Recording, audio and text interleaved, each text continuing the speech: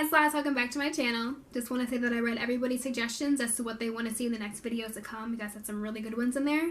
So just be a little patient with me while I get those together.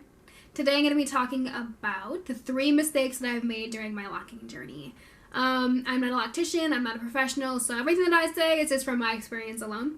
And I'm almost 7 years locked, which is really crazy to say, but yeah, so if you want to hear what I have to say, stay tuned, and don't forget to follow me on my Instagram at Natslocs and all my other social media sites as well.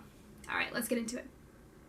So the first mistake that I made was using waxes and heavy creams on my locks. I thought that I had to in the beginning. I read that it was going to give my hair, you know, it was going to make it lock faster and make it healthy and all these different things. So I was like, well, clearly I need to use it. And really what I found out is that it gave me a bunch of buildup. And once I had the buildup, it was really hard to get out. I remember Googling all these different techniques as to get, you know, lock buildup out of my hair and all this stuff. So it really did more harm than it did good. It didn't help me. It didn't help my locks lock any quicker. It attracted a lot of lint, actually. And, you know, just trying to get the buildup out was probably the worst part. And I'm almost 7 years locked, and I can still see the difference from when I used to use those products and when I stopped using it.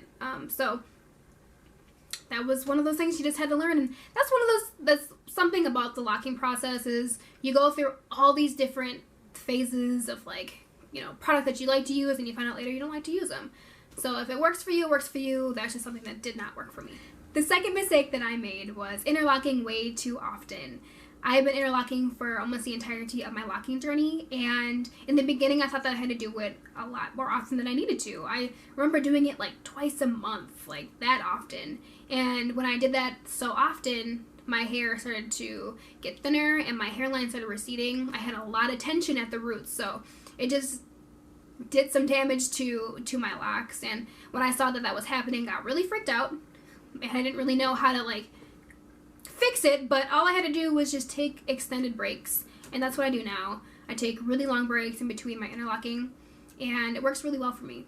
And the third mistake that I've made, and this is kind of recent, within like the last year or so, I've found out that I absolutely love a braid out.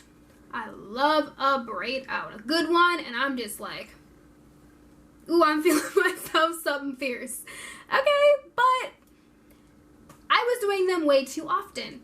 So I would, like, you know, wash my hair, do the whole thing, put a braid out in, rock it for a week or a week and a half or whatever, however long it was, and then I would wash my hair and do it again. No break in between. No break whatsoever. And I was just like, well, I can just do this, whatever, it's fine. It wasn't fine. My hair started to become, like, weaker. Definitely weaker. So sorry.